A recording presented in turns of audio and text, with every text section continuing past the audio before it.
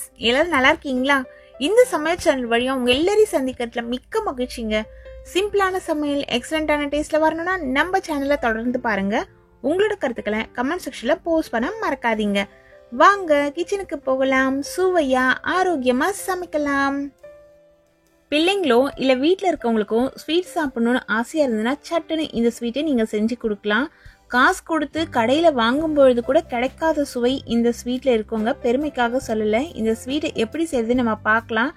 நீங்க இந்த வீடியோவை பார்த்துட்டு அதே அளவுகளில் ஸ்வீட்டை ட்ரை பண்ணி சாப்பிட்டு பாருங்க. உண்மையிலே டேஸ்ட் அட்டகாசமா இருக்குங்க. இந்த ஸ்வீட் செய்யறதுக்கு முதல்ல ஒரு மிக்ஸி ஜார்ல 1 கப் அளவுள்ள துருவின தேங்காய் எடுத்து சேர்த்துக்கலாம். இந்த தேங்காவை தண்ணி விடாம ஃபர்ஸ்ட் இது போல அரைச்சி எடுத்துக்கோங்க. அதுக்கு பிறகு திக்கான பால் இதுல சேர்த்து அரைக்கணும்.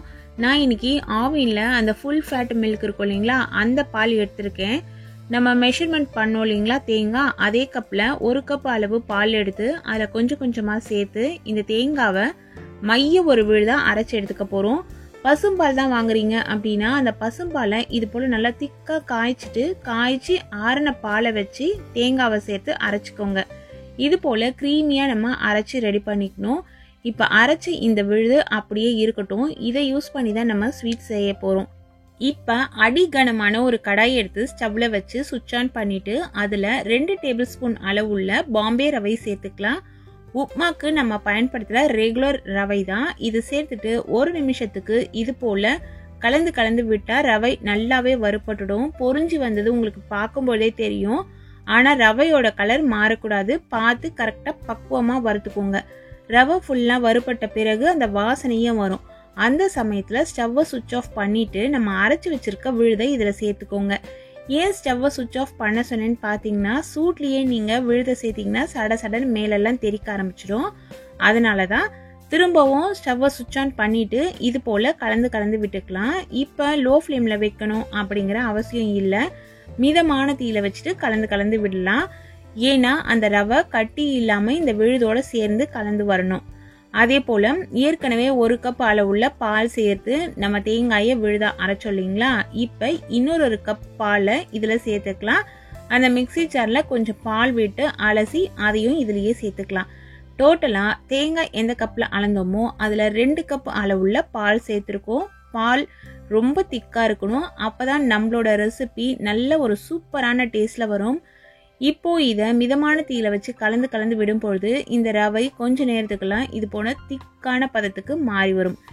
ஏன்னா ரவை இந்த தண்ணியோட சேர்ந்து வெந்த பிறகு திக்கா மாறும் இல்லைங்களா. இப்போவும் நம்ம கலந்துக்கிட்டே இருக்கணும். இது போல ஒரு ஸ்டேஜ்ல நல்லா நமக்கு வெந்து ரெண்டுமே ஒன்னா சேர்ந்து திரண்டு வரும்.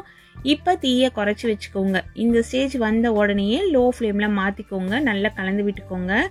இப்போ இனிப்புக்கு நம்ம சேர்க்க போறோம். இனிப்புக்கு என்ன சேர்க்கிறோம்னு பாத்தீங்கன்னா, பொடிச்ச கற்கண்டு சேர்க்கிறேன். நான் கற்கண்டு நல்லா பொடிச்சிட்டு மிக்ஸி ஜார்ல சேர்த்து பொடிச்சிட்டு குவிச்சு அளந்து எடுத்து இதுல சேர்த்திருக்கேன். அதுக்கு பிறகு ஒரே ஒரு சிட்டிகை உப்பு சேர்த்திருக்கேன். கற்கண்டு நம்ம வீட்டுல டைமண்ட் கற்கண்டு இருந்தாலும் பரவாயில்ல, இல்ல கட்டி கற்கண்டு இருந்தாலும் பரவாயில்ல. அதை பொடிச்சிட்டு எந்த கப்ல தேங்காய் அளந்தோமோ அதுல குவிச்சு அளந்து எடுத்து சேர்த்துக்கோங்க. அது ஒரு கரெக்டான இனிப்பா இருக்கும். கற்கண்டு நம்ம வீட்டில் இல்லை அப்படிங்கிற பட்சத்தில் நீங்கள் நம்ம சாதாரணமாக வெள்ளை சர்க்கரை இருக்கும் இல்லைங்களா, அந்த வெள்ளை சர்க்கரையை இதே அளவுக்கு சேர்த்து செஞ்சுக்கலாம். கற்கண்டு சேர்க்கும்பொழுது கூடுதல் சுவை கிடைக்கும். நம்ம இனிப்பு இதில் சேர்த்து கலந்து விடும் பொழுது அப்படியே இது இலகி வரும். எப்பொழுதுமே நமக்கு தெரிஞ்சது தான், எந்த ஸ்வீட்டில் நம்ம இனிப்பு சேர்த்தாலுமே அப்படியே அந்த இலகலான தன்மை கிடைக்கும். இந்த இலகலான தன்மை வந்த உடனேயே நீங்கள் திரும்பவும் மீடியம் ஃப்ளேமில் வச்சு கலந்து விடணும். இது அப்படியே நல்லா உருண்டு திரண்டு நமக்கு ஒரு அல்வா பதத்துக்கு வரும். இதுல என்ன பண்ணணும்னு பாத்தீங்கன்னா, நடுவுல நமக்கு தேவைப்படும் பொழுதுலாம் நெய் சேர்த்துக்கணும். நெய் இதுக்கு மொத்தமா எவ்வளவு தேவைப்படும்னா, நம்ம தேங்காய் அளந்தோம் இல்லைங்களா, அதுல 1/2 கப் அளவு நெய் தேவைப்படும். நெய் தாராளமா விட்டு செய்யும் பொழுது ஆறினாலும் இது கட்டியாகாம, இதுல சேர்த்திருக்கோம் இல்லைங்களா அந்த சர்க்கரை, இது உறைஞ்சு போய் கட்டியா கிறிஸ்டலா மாறிடும் சில சமயம். அதெல்லாம் ஆகாம இருக்கும். அதனால தேவையான அளவு நெய் விட்டு நம்ம செஞ்சு சாப்பிட்டுக்கிட்டோம்னா கரெக்டான பதத்துல கிடைக்கும். இல்ல நம்ம உடனே யூஸ் பண்ணிட்டோம்னா நெய்யோட அளவு நீங்க குறைச்சி சேர்த்துக்கோங்க. நெய் நம்ம சேர்க்க இதுல உள்ள நல்லா இழுத்துக்கிட்டே இருக்கும். அதனால ஒவ்வொரு டேபிள் ஸ்பூன் அளவுள்ள நெய்யை நீங்க சேர்த்து கலந்துக்கிட்டே வாங்க. நல்லா உங்களுக்கு உறிஞ்சிக்கும். ஒரு ஸ்டேஜில் என்ன ஆகும்னு பார்த்தீங்கன்னா உறிஞ்சிக்கிட்ட நெய் எல்லாமே வெளியே நமக்கு தனியாக பிரிய ஆரம்பிக்கும். இது போல ஒரு பதம் வந்த பிறகு இதில் 1/2 டேபிள் ஸ்பூன் அளவுள்ள ஏலக்காய் தூள் சேர்த்துக்கலாம். கண்டிப்பாக ஏலக்காய் தூள் சேர்க்கணும். ஏலக்காய் தூள் சேர்த்து நல்லா கலந்து விட்டுட்டு லோ ஃப்ளேம்லேயே வச்சு கொஞ்ச நேரம் நம்ம வெயிட் பண்ணுவோம். அப்படி வெயிட் பண்ணும்போது பார்த்தீங்கன்னா சேர்த்து நெய் எல்லாமே நமக்கு தனியாக பிரிஞ்சு வரும். இப்போ ஏலக்காய் தூள் சேர்த்து நல்லா கலந்து விட்டுட்டேன். இதை அப்படியே நம்ம கொஞ்ச நேரம் வச்சுட்டு வெயிட் பண்ண போகிறோம். இந்த கன்சிஸ்டன்சி பாருங்கள், ரிப்பன் போல் மடிஞ்சு விழணும். இதுதான் ஒரு கரெக்டான கன்சிஸ்டன்சி. இது போல் ஒரு கன்சிஸ்டன்சி வரும்பொழுது தான் நமக்கு அந்த பதம் கரெக்டாக இருக்கும். இந்த ஸ்டேஜில் என்ன பண்ண போகிறோன்னு பார்த்தீங்கன்னா நட்ஸு, நம்மக்கிட்ட எந்த நட்ஸ் இருக்கும் அந்த நட்ஸை இதில் சேர்த்து கலந்துக்கலாம். நட்ஸை நம்ம தனியாக நெய்யில் பொரிக்கணும் அப்படிங்கிற அவசியமே இல்லை, சேர்த்து கலந்து விட்டுடலாம்.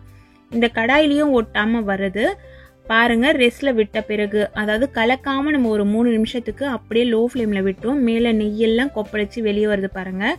இந்த ஸ்டேஜில் நம்ம ஸ்டவ்வை சுவிட்ச் ஆஃப் பண்ணோம்னா கரெக்டாக இருக்கும்.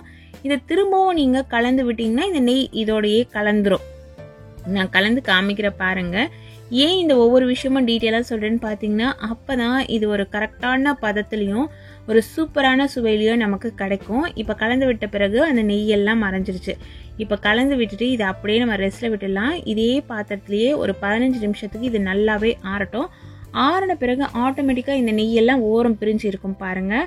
இப்போ பாருங்கள், நெய்யெல்லாம் ஓரம் பிரிஞ்சிருக்கு. சூப்பரான தேங்காய் அல்வா ரெசிபி ரெடி ஆகிடுச்சிங்க. இந்த தேங்காய் அல்வாவை ரூம் டெம்பரேச்சர்லேயே 3 நாளைக்கு வச்சு சாப்பிட்லாம். ரெஃப்ரிஜிரேட்டர்லேயும் ஸ்டோர் பண்ணிட்டு சாப்பிட்லாம். இதே போல் பக்குவத்தில் இந்த அளவு நெய்லாம் சேர்த்து செய்யும் பொழுது அந்த சர்க்கரையெல்லாம் கிறிஸ்டலாக மாறாமல் ஆறின பிறகும் இதே போல் அல்வா பதத்திலேயே உங்களுக்கு இருக்கும். ரொம்ப எக்ஸலண்ட்டான டேஸ்ட்டில் இருக்கும். நீங்கள் எந்த ஷாப்பில் தேடி பார்த்தீங்கன்னா கூட இந்த ஸ்வீட்டு இதே டேஸ்ட்டில் கிடைக்குமா அப்படின்னு சொல்ல முடியாதுங்க. அதனால இந்த ஸ்வீட்டை இதே அளவுகளில் பக்குவம் மாறாமல் செய்யுங்க. டேஸ்ட் வேறு லெவலில் இருக்குங்க. இது போல் நல்ல நல்ல ரெசிபிஸ் தெரிஞ்சுக்கணுன்னா நம்ம சேனலை தொடர்ந்து பாருங்கள். சுவையாக சமைச்சு சாப்பிட்டு மகிழ்ச்சியாக வாழுங்க. சுவையாகவும் இருக்கணும், ஆரோக்கியமாகவும் இருக்கணும்னா நம்ம சேனலை பார்த்து சமைங்க. Thank you friends.